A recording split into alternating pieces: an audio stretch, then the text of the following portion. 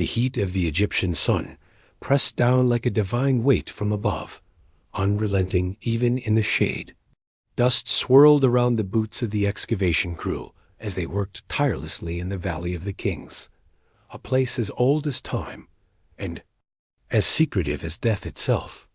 Dr. Layla Hassan stood at the edge of the trench, sweat sliding down her temple. Her dark eyes locked onto the sandstone slab, newly revealed beneath layers of ancient earth. It was here. She was sure of it. Unlike the other tombs catalogued and archived by the Egyptian Ministry of Antiquities, this one had no markings, no pharaoh's name, no royal insignia. Just one symbol scratched crudely into the stone. A single eye, cracked in half.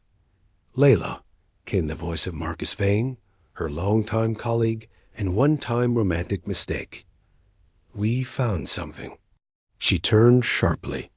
At the base of the trench, Zane, the team's tech specialist, was brushing away the final grains of sand from a golden seal. Even beneath centuries of burial, the metal gleamed. "What the hell?" Layla muttered, jumping down beside them. The seal was carved into the rock, and around it, faint but readable hieroglyphs danced in warning. Her fingers trembled as she traced them. "Let none disturb he who speaks without voice. Let none awaken the mask that silences the soul." A silence followed. Even Marcus, usually eager to crack open any mystery for a spot in the archaeological journals, said nothing. "I've never seen anything like this," he finally whispered. "This isn't standard burial practice." Layla knew that. And yet, something about this tomb had pulled at her ever since she inherited her grandfather's old map, a hand-drawn scrawl of landmarks, cryptic notes, and a final red X marked with the symbol of Mat. That was what had brought her here. A forbidden's dig, technically unsanctioned. A secret whispered through blood. "Open it," she said. "Are you sure?" Zane asked. "That warning. Warnings are part of the decor in Egyptian tombs." "This one's no different," Marcus interrupted, already reaching for the tools. But even he looked uneasy. Unearthing the unknown hours passed as the seal was carefully loosened. The sun had begun its descent behind the cliffs, casting long shadows across the camp. The team had dwindled. Only Layla, Zane, Marcus, and Yusuf, their local guide, remained. With a heavy groan, the stone door finally shifted, revealing a passage behind it. Cold air rushed out, stale, ancient, and laced with something that made Layla's hair stand on end. Torchlight flickered as they stepped inside. The corridor was narrow and carved with intricate reliefs. Unlike most tombs, which glorified the pharaoh's journey to the afterlife, these walls depicted scenes of punishment, of darkness, of figures bound and screaming before a towering golden mask. The style. "It's older than the 18th dynasty," Layla murmured, "but the carving methods are refined, too refined." As they progressed, the passage opened into a chamber that stole their breath away. In the center stood a towering golden sarcophagus, shaped like a god. Blue lapis eyes stared forward, unblinking. A cobra and vulture rose from the forehead, the crown of Upper and Lower Egypt. But what set it apart was the craftsmanship. The mask looked alive. Too. Large canopic jars flanked the sarcophagus, both sealed. Ancient treasure lay scattered across. The room untouched. Zane whistled. "This tomb hasn't been robbed." "No," Layla said, "because it wasn't meant to be found." Behind the sarcophagus, more hieroglyphs covered the walls. She translated quickly, heart thundering as she read, "Here lies he who betrayed the gods. The silence binds him. The mask conceals him. Disturb not the peace, lest the curse awaken." She stepped back. Yusuf, pale as the sands outside, shook his head. "We should not be here. This is not a king. This is something else." Marcus scoffed. "Come on. This is just another priest burial, probably a disgraced one. We've seen worse. Warnings. But Layla couldn't shake the feeling. Something about the eyes on that mask. They weren't just art. They were watching. Whispers in the dark. That night, back in the camp, the crew tried to sleep. Layla pored over her grandfather's map. In one margin he had written, "The Pharaoh who lost his voice." Sealed with soul stone. Entry is death. Exit is myth. What did that mean? The fire crackled nearby. Zane had set up solar lights and data tablets, uploading photos of the carvings. Marcus was already dozing with a whiskey flask in hand. Yusef had refused to stay in camp, sleeping near the truck with protective amulets clutched in his fists. Leaned back and stared at the stars above, trying to feel calm. Then she heard it, a faint, dry whisper coming from the direction of the tomb. She turned. Nothing moved, but she could feel it. Something had shifted. A voice without sound by morning. Zane had found a new chamber behind the sarcophagus. A hidden doorway had opened, likely triggered by something they moved. He was pale and shaking. "It's a maze," he said. "The tomb goes deeper than we thought, but it's not ...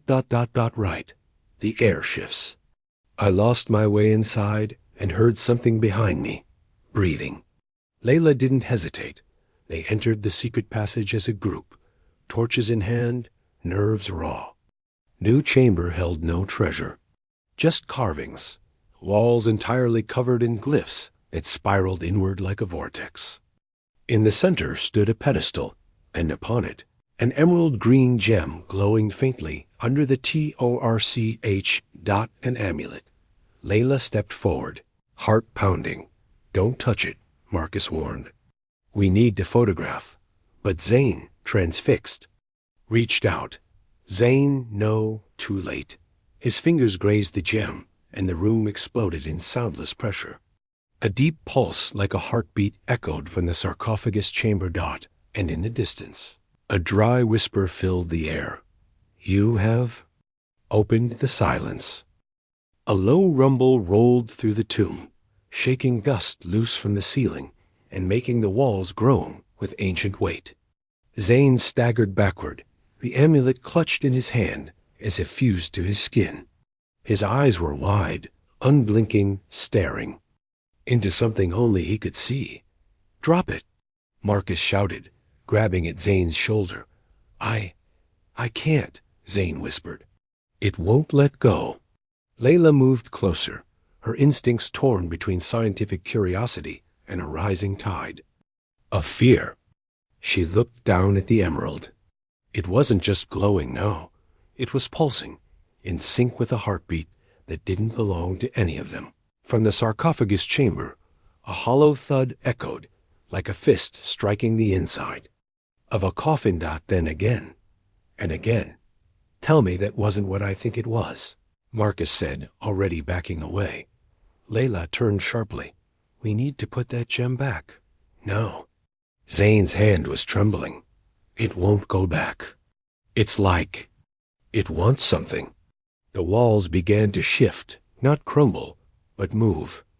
Hieroglyphs rearranged themselves as if animated by unseen hands. The once clear warning now read, "The mask sees, the soul hears, the voice returns." A gust of wind shot through the passage, wind from inside a sealed tomb, extinguishing 3 of their torches. Total darkness fell for a breathless moment, broken only by the flickering light from Zane's still active wrist lamp. Yusef's voice called from behind, "The way out." "It's gone." Layla spun around. The narrow tunnel they had used to enter the maze chamber had vanished, replaced by a smooth stone wall. They were trapped. A tomb unlike any other. The silence that followed was unnerving. No one spoke. Even the occasional rustle of sand seemed muted. The team gathered near the emerald pedestal, laying out their remaining lights and supplies. "There has to be another exit," Marcus said, pacing. "Tombs always have a second passage, especially the hidden ones." Not if it was never meant to be opened. Layla replied. She moved to the center of the maze chamber, scanning the rotating inscriptions. As her eyes adjusted, she realized the symbols weren't just warnings or prayers. They were pieces of a story. The Silent Pharaoh, she murmured. He wasn't a king. He was a priest, a high priest, cursed by the gods for forbidden rituals. Forbiddens? Marcus repeated. Layla traced the glyphs as she read. He who sought the voice of God stole their words. His chants raised. The dead called storms, shattered time. So Matt sealed his tongue with stone and hid his name beneath gold. Zane exhaled slowly. That mask. It's more than just ceremonial. It's a prison, Layla said. It keeps his spirit silent. Unveiling the chamber of echoes, they pushed deeper into the tomb, the emerald still pulsing in Zane's hand. The air grew thicker, almost gelatinous, and shadows seemed to move just out of sight. The next chamber they entered was vastly different from the others. Unlike the golden splendor of the burial room, this place was stark and dark. Its walls were obsidian black, carved with deep grooves. In the center stood a mirror, not polished metal, but a black glass-like surface dot as they approached. The surface shimmered dot. Each of them saw something different. Marcus saw himself crowned as pharaoh, surrounded by adoring subjects. Zane saw his deceased brother, reaching out to him. Layla saw her grandfather, standing in a sunlit temple, mouthing something she couldn't hear. Don't look into it, she shouted, pulling Marcus away as he began to reach toward the glass dot behind the mirror. A staircase descended into darkness. They followed it. The steps wound deeper than any had expected, far below the water table. Yet the air remained dry, silent, almost reverent. Finally, they reached a vaulted hall with 6 columns. Each one held a sculpture of the same figure, the Silent Pharaoh, in different poses, weeping, praying, chanting, screaming, laughing. And silent dot, only the silent one, had eyes made of emerald dot. The amulet in Zane's hand snapped suddenly into light, and the 6th statue cracked open from the chest, revealing a slot. Layla stepped forward. It's a key, she realized. The gem. It's not cursed. It's a lock. No, Yusef said suddenly. It's both. The ritual forgotten by time, as the gem slid into place. A sound like a sigh escaped from the chamber itself. Suddenly, the lights flickered. Sarcophagus chamber behind them, still visible via the corridor, lit up with blue flame from wall sconces that had been unlit for centuries. The golden mask began to glow faintly. And then it moved, the head tilted dot. Not much, but enough. Layla's breath caught. He's waking up. In the center of the dark chamber, a new passage opened, this one lined with gold. On its walls were scenes not from Egypt, but from a place beyond. Stars, strange constellations, beings with elongated skulls and eyes like suns. Layla stared. This isn't just ancient history. It's prehistory. The priest wasn't just cursed, she whispered. He was silenced because he discovered something that doesn't belong on Earth. The whisper returns that night. They rested in the sealed chamber. Layla could not sleep. Whispers returned, no longer vague. This time they were speaking to her. Daughter of the Guardians, you are the bridge. The seal weakens. She sat bolt upright. The markings on her arm, birthmarks she had since childhood, began to glow faintly in the same green as the gem. She was connected. The Silent Pharaoh had been sealed not just with stone, but with bloodlines. Her family had been chosen to guard the tomb. She looked back at the glowing mask in the chamber behind them. Its eyes were now open, and they were looking at her. The words echoed through the chamber, dry, ancient, hollow, yet unmistakably real. Free me. The silence that followed was deafening. Zane dropped the tablet he was holding. the shatter echoing across the obsidian walls. Yusef backed away, whispering prayers under his breath in Arabic. Marcus, for once, had nothing clever to say. Only Layla stood still, her eyes fixed on the sarcophagus dot it had spoken. The Silent Pharaoh, long thought dead, cursed, sealed, away by divine wrath, was not at rest. Not anymore. Echoes of the soul, they returned to the main burial chamber. The golden sarcophagus no longer shimmered softly. Now it burned with a ghostly light from within, casting dancing shadows across the treasure-strewn floor. The canopic jars on either side vibrated softly, lids twitching as if something inside clawed for escape. "What do we do?" Zane whispered, his voice cracking. Layla approached the sarcophagus slowly, her hands trembling. The emerald amulet in her satchel pulsed again, stronger now, as if it were syncing with the heartbeat of something not entirely dead. "There's no historical record of this pharaoh," she said aloud. "No name, no lineage, only warnings. He wasn't buried, he was contained." Marcus knelt near one of the hieroglyph panels. "I think I found something," he said, brushing dust from a new inscription. Layla joined him in read. "Only, the soul that wears the blood of Matt may bind him once more. But to awaken him is to open the veil between worlds." Yusef's face went pale. If he wakes, he won't be alone. The breaking of seals the wall to the left of the sarcophagus cracked suddenly. A loud snap like breaking stone echoed around them.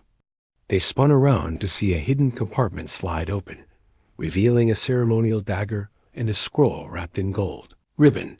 Layla picked up the scroll and began to translate. To silence the unspoken, one must hold the emerald at the heart, pierce the soul with the blade, and speak the pharaoh's true name. Zane's voice was shaking now. "We don't have his name." Layla nodded slowly. "That's the point.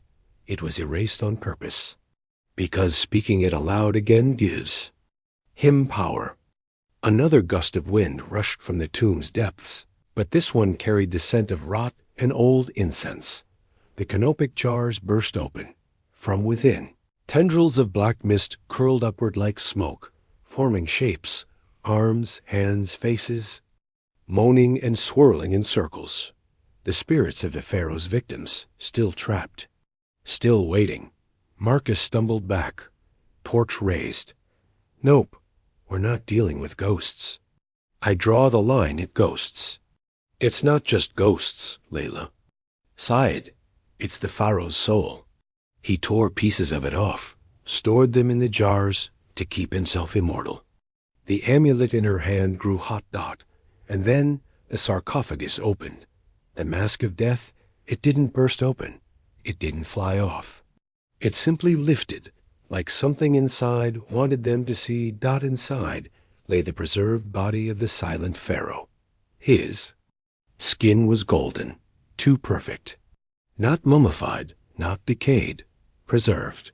His arms were crossed over his chest, and embedded deep in his sternum was a hole, as though something had once been inserted and removed. Layla's gaze fell to the amulet.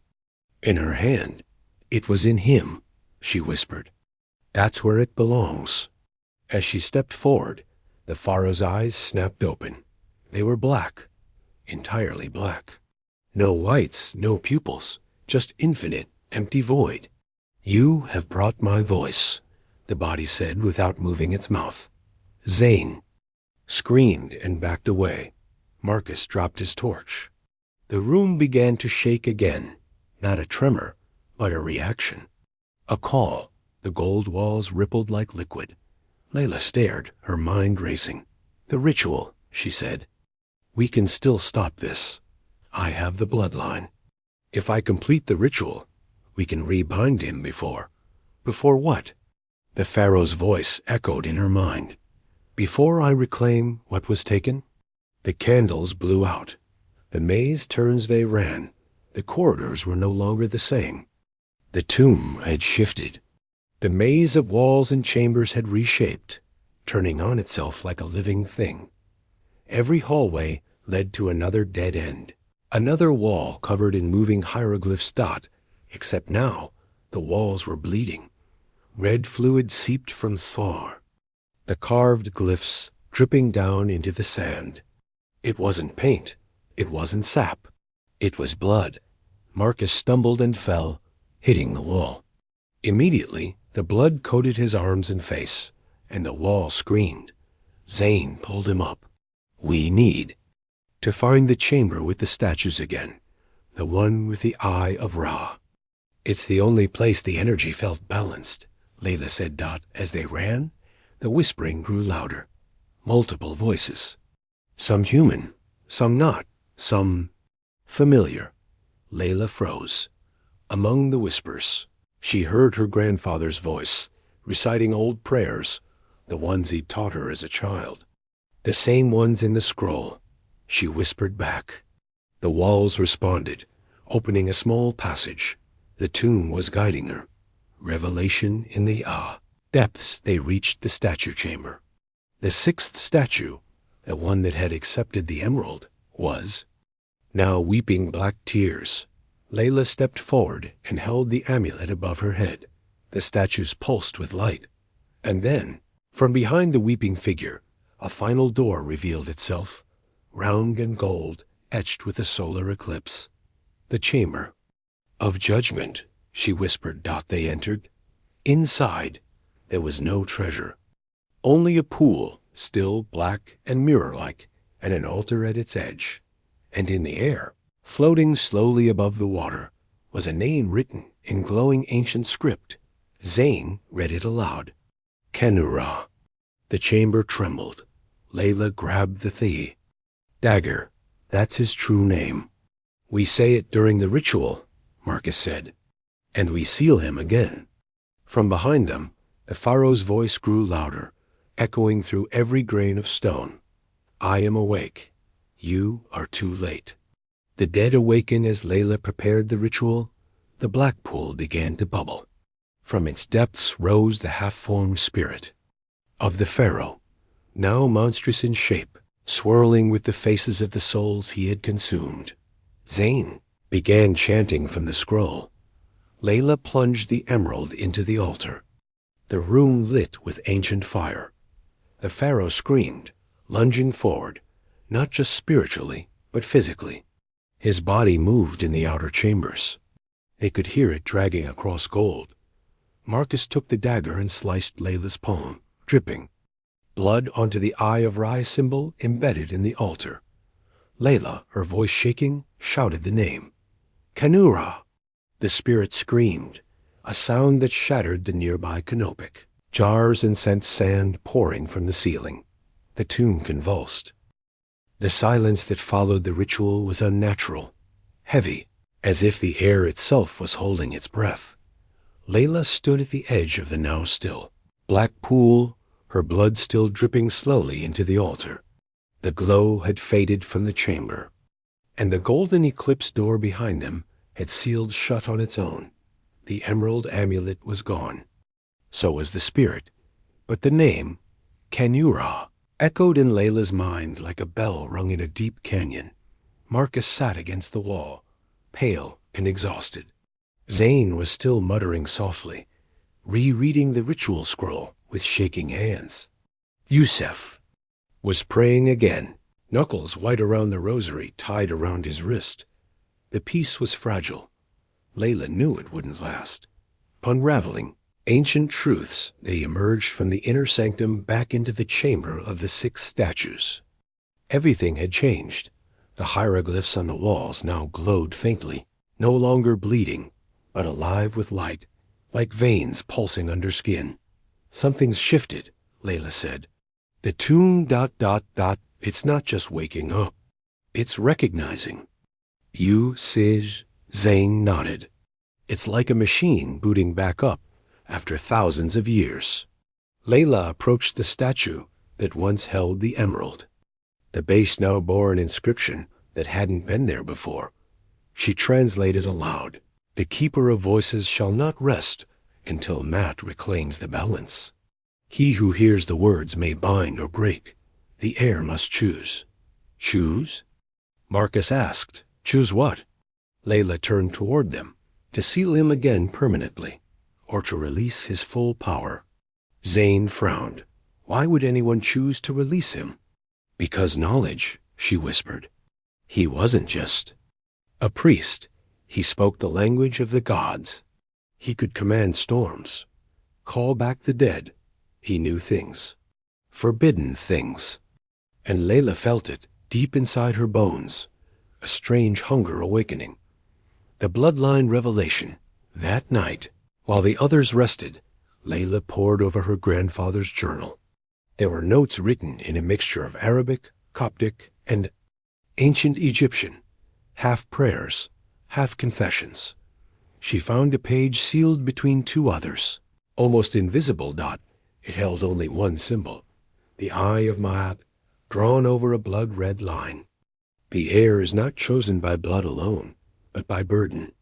If you carry the mark, you must carry the decision. Layla reached for her arm. The birthmark she'd always believed was just a quirk of fate, now pulsed faintly with warmth. It wasn't coincidence. It was legacy. She was a guardian of Matt. Her grandfather had known. That was why he hid the map. Why he left it for her. Why the tomb only responded to her. And now its magic did too. As she closed the journal. A voice, not spoken, but felt, echoed through her thoughts. You hold the seal. You hold the key. Speak, and the gates shall open. Language older than time. The next morning, Layla guided the team to a corridor they hadn't noticed before, newly revealed, likely reshaped by the tomb itself. The walls here bore no gold, no painted murals, only stone etched with swirling glyphs and deep grooves that hummed under their fingers. This isn't hieroglyphics, Zane said. No, Layla said softly. It's the language of power, older than dynasties, older than kings. She stepped to the center of the hallway and touched one of the swirling symbols. The tomb lit up around them, as if the very stone responded to her voice. She began to chant, not in Arabic, not in Coptic. In the ancient, primal tongue of the guardians. Each syllable echoed through the air like thunder wrapped in silk. The stone before her shifted, revealing an inner sanctum far more elaborate than anything they had seen.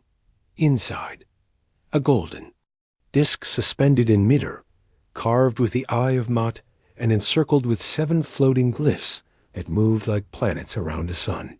It's a seal, Marcus said. A magical lock, Layla nodded, and it's breaking. The return of the voice as she entered the sanctum, the disc pulsed in time with her heartbeat. The glyphs floated faster, spinning wildly now, forming sentences mid-air. He calls, he remembers. He forgives nothing. A gust of wind tore through the room, and the mask, the one she'd seen in visions, appeared again, suspended in the golden glow. This time it spoke aloud, clearly, in a voice like fire and honey. You know me now, Layla Hassan. You wear the mark. You feel my pain. Let me speak. The entire room began to hum, vibrating with sound that had no source. Zane and Marcus clutched their heads in pain, but Layla stood still. The voice of Kenura was inside her now, not possessing her, but offering her everything. Give me a body, and I will give you power. Secrets never written, life beyond death. Your family's name in every book for 1,000 years. She trembled. It was seductive, addictive, and yet she could see what he was. A liar, a monster. Not wrong. He knew how the world began. And if she wanted, she could know 2. Balance or chaos. She turned back to the team. I have a choice, she said. Zane wiped his face. We seal him, there's no question. Marcus hesitated. Layla, think of the possibilities. She stared at him. I am thinking. She walked to the golden disc. The floating glyphs began to slow. The ritual had 2 endings. Her blood could seal the gate or open it fully. She raised the ceremonial dagger again. The mask hovered beside her now, no longer dead. Say my name once more, and I shall rise. She looked into the black, endless eyes and whispered, no. She sliced her hand and slammed it against the eye of Maat at the center of the disk. By the blood of Mayat, I bind thee once more. The entire tomb shook violently. The floating glyphs exploded into flame and were sucked into the disk. The mask screamed, a sound of rage and sorrow, as it was pulled back into the void. The disk collapsed into itself, and all was silent. Aftermath. When Layla awoke, she was lying at the entrance of the tomb, the morning sun warm on her skin. She sat up slowly. The tomb's entrance, the once open dig site, was gone. Buried. No sign of Marcus, or Zayn, or Yusef. Only sand, and the eye of Maat etched faintly into the rock. She wasn't alone, though. From behind her, a voice spoke, quiet, young, and full of awe. You saw him, didn't you? She turned, a girl, no older than 10, holding an old map, and on her arm, the same glowing birthmark. The cycle had begun again. Layla stared at the girl in disbelief. The child's eyes were dark, ancient in a way no child should be. She looked at Layla not with wonder, but recognition, as if she had known her all her life. Who are you? Layla asked softly. The girl tilted her head. I'm Noura. My grandmother said someone like you had come. You heard his voice, didn't you? Layla's throat went dry. She nodded slowly. The girl rolled up her sleeve. There it was, the same faint spiral birthmark glowing just under. The skin, the same mark Layla had, the symbol of the Guardians. The bloodline had survived. And now it was awakening again. A world rebalanced, 3 days passed in a blur. Layla was found by a state archaeological convoy patrolling the area. She had no answers they could accept. No crew, no camp, no trace of excavation. The tomb was gone, vanished beneath tons of rock and sand, sealed as if untouched for 5,000 years.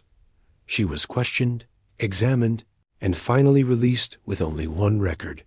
Lone survivor of an authorized dig, mentally unstable, no physical injuries. Back in Cairo, Layla withdrew from the public eye. She declined interviews, gave no statements, ignored emails from museums and universities. But her mind never rested. The rituals, the voice. The mask. And the girl. Nura. Layla began searching for her again, asking in villages near the Valley of the Kings, but no one had seen her. No one even knew a girl by that name. It was like she had vanished into the desert. Whispers return late. One night, Layla sat on her rooftop under the stars, the city far below.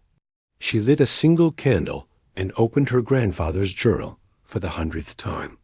Her fingers trembled as she turned to the final page, the one she had never dared to read fully. It held a single sentence. If the seal fails, the heir must return. A drop of blood from her old wound, still faintly glowing, fell onto the page. The ink shimmered. New writing appeared. The soul was not destroyed, only delayed. The heir must finish the work. She stared at it. Nung. The ritual hadn't sealed Kanuri forever. It had only bought time. Visions from the depths that night. She dreamed of the tomb again. Only this time it wasn't buried. She stood in the center of a vast hall, stars twinkling. In the ceiling above, like a living sky, the sarcophagus stood open, empty. The golden mask floated before her, the black eyes watching silently. The walls around her moved like pages turning, and then she saw them. Marcus, Zayn, Yusef, frozen, in gold, entombed in living murals, their faces trapped in eternal expression. Eyes open, mouths screaming silently. You failed them. The mask spoke from everywhere. But you have one more chance. A new image formed in the center of the chamber, not of the past, but the future. The mask no longer belonged to Ki Nu-Ra. It belonged to her. Layla awoke in sweat, clutching her chest. A hidden chamber in Cairo obsessed with answers. Layla followed. Her grandfather's trail, this time within Cairo itself. Notes in his journal led her to an old Mamluk-era mausoleum on the edge of the city, abandoned and half-collapsed. Beneath it, she found a sealed door, stone, ancient, inscribed with the eye of Mat. With trembling fingers, she placed her palm on the symbol. The stone vanished like smoke. Inside was a chamber filled with scrolls, relics, and a massive mosaic on the floor, showing a giant serpent devouring its own tail. Around a gold masked dot in the center sat an empty pedestal, and a map dot not of Egypt, dot but of the world. Points of light blinked in 7 locations. Dot 1 was the Valley of the Kings. Dot another blinked right beneath her feet. The mask had more tombs, more prisons, more secrets. The final message on the far wall, a final inscription caught her eye, carved in ancient language, but readable now, because the tomb had unlocked her mind. The heir must choose again when the voice returns. Silence is not the end. It is the beginning of reckoning. Layla knelt, overwhelmed by the weight of it all. She had thought the Silent Pharaoh was just one curse, one mystery buried in time. But he was the first. There were more. The Guardians hadn't sealed just one evil. They had sealed 7, and she was the last Guardian alive, preparing for the return. Final scenes of the section unfold like the calm before a storm. Layla returns to her apartment and begins writing everything she knows, not for the public, but for whoever comes after her. She gathers the scrolls, maps, relics. She trains, learns, studies the rituals in every language. She sends coded messages to underground researchers around the world, beginning a new secret network, the New Guardians. And most of all, she waits. Because the whispers have started again, not just in Egypt, in Peru, in Turkey, in Cambodia, in Siberia, in Sudan, in Greece. The voice is spreading. And Layla knows it's no longer about stopping Ki Nu-Ra. It's about stopping what he served.